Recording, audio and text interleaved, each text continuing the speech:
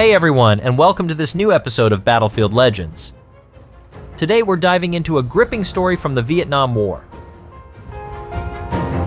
The tale of Jeremiah Denton, an American prisoner who endured months of torture at the hands of North Vietnamese soldiers.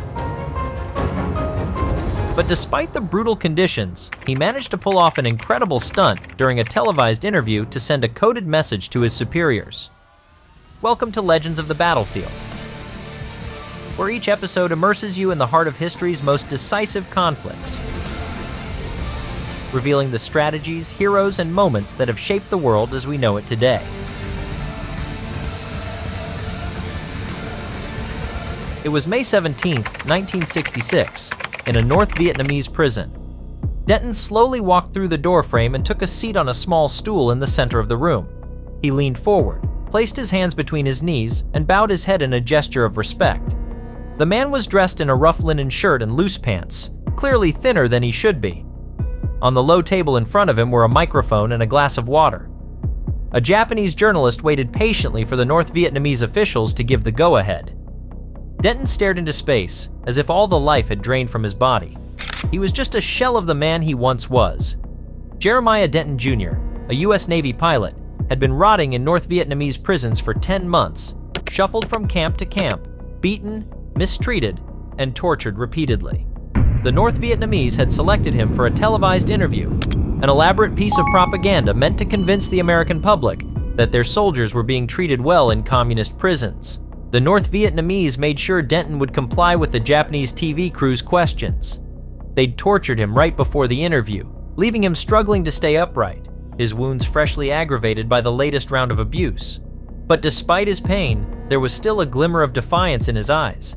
He was about to outsmart his captors and send a secret message to U.S. intelligence. With cameras and lights focused squarely on him, the interview began. Denton played along, answering the Japanese journalist's questions as expected. He didn't reveal anything about the horrors he faced daily. But then, something strange happened. Denton started moving in a peculiar way, his body twitching and spasming. He blinked repeatedly, as if the harsh lights were too much for him. While answering the questions, he kept blinking, seemingly at random. But those blinks were anything but random. They were Morse code. He was spelling out one word, Torture. For the first time since the Vietnam War began, the Americans had confirmation that their soldiers were being tortured in enemy prisons. The North Vietnamese had no idea they'd just been duped. The interview went on, and when the reporter asked Denton what he thought about the Vietnam War, he confidently replied that he had no clue what was going on, but that he supported his government's position no matter what. Denton had disobeyed his captors, who were furious. Before being sent back to his cell, Denton endured another round of brutal torture. His ordeal was far from over. It would last nearly 7 excruciating years. July 18, 1965, 1 year earlier, South Vietnam.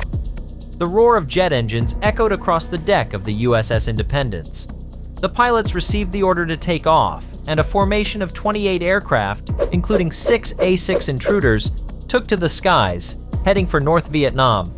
Leading the squadron was 41-year-old Navy Commander Jeremiah Denton Jr., determined to carry out his mission, destroy the Than Hoa military complex, located over 100 kilometers south of Hanoi.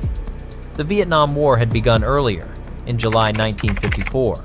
After the end of French Indochina, Vietnam was split into 2 states, a communist North Vietnam, led by Ho Chi Minh, and a pro-American South Vietnam. The communists established the National Liberation Front, commonly known as the Viet Cong.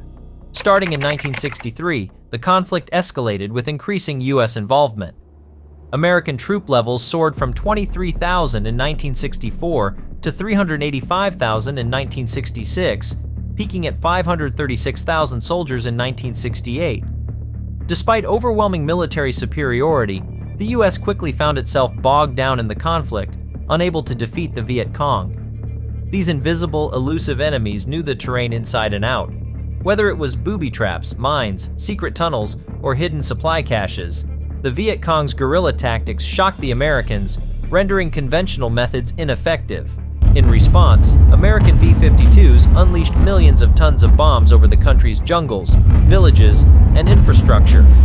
As Denton and his squadron reached their target, they came under heavy fire from North Vietnamese anti-aircraft defenses. The sky darkened with flak, and Denton's plane was hit. His cockpit was shattered, and the jet went into a dive, spiraling out of control. Suddenly, a sharp pain shot through Denton's right thigh. His tendon had snapped. He cried out and desperately tried to regain control, but it was no use. He had no choice but to eject. Grabbing the handle between his legs, he yanked hard, triggering the ejection seat. Moments later, his parachute deployed. Beneath Denton's feet, enemy territory stretches as far as the eye can see. Wounded, he's now deep in the heart of North Vietnam. It doesn't take long for Denton and his co-pilot to be captured by the North Vietnamese army. Jeremiah Denton is furious. His plane was shot down, and now he's in enemy hands. Denton and other captured pilots are shuffled from prison to prison. They sarcastically nickname their detention sites Hanoi Hilton, Alcatraz, and the Zoo. In these grim North Vietnamese camps, Denton is beaten, starved, tortured, isolated, and humiliated. The guards regularly drag him out of his cell for interrogation.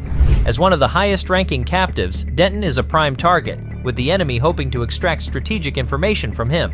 But the officer doesn't break. Instead, he devises an ingenious communication system. Denton uses coded messages to talk with his fellow prisoners.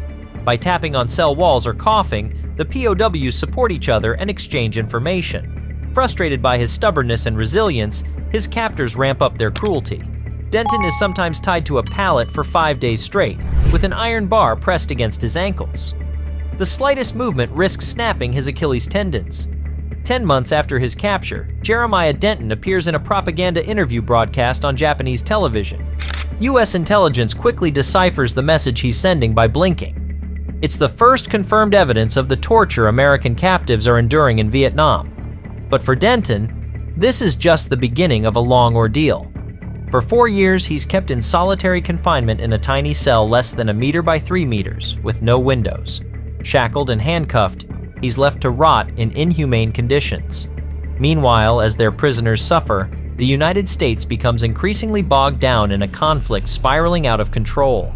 Over Vietnam's jungles and villages, the Americans unleash millions of gallons of Agent Orange, a powerful defoliant, and drop countless napalm bombs, a brutal weapon that burns horribly and leaves civilians traumatized.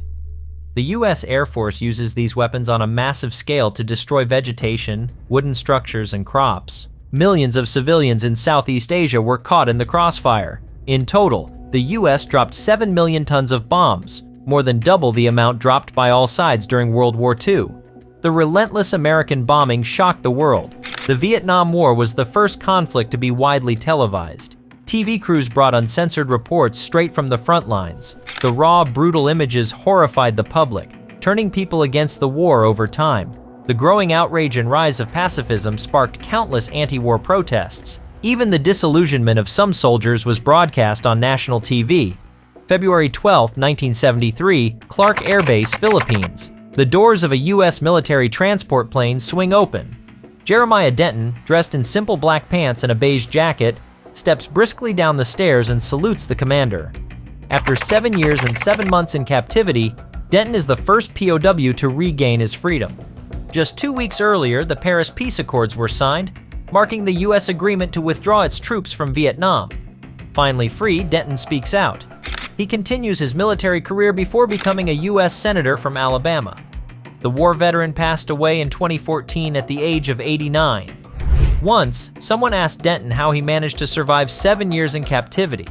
The veteran replied, "If I had known when I was shot down that I'd be spending more than 7 years in prison, I would have died of despair. But I didn't know. I lived minute by minute, hour by hour, week by week, year by year." We chose this particular story to introduce the Vietnam War to you for the first time on Battlefield Legends. It's important to understand that this was the first conflict in history to be so heavily covered by the media. TV crews were everywhere, right in the thick of the action, bringing back unfiltered footage. It was the first time the world truly saw the harsh reality of war. In the aftermath of this conflict, the US government imposed a media blackout on all subsequent wars. Filming was banned, and the few media outlets that were present were controlled by the American military.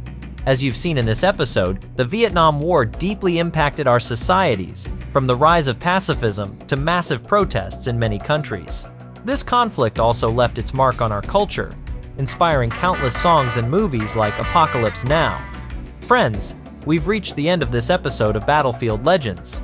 It's been a pleasure sharing this unique and lesser-known story with you. Feel free to leave a comment. We really enjoy reading your feedback. Take care, and we'll see you soon for more Battlefield Legends.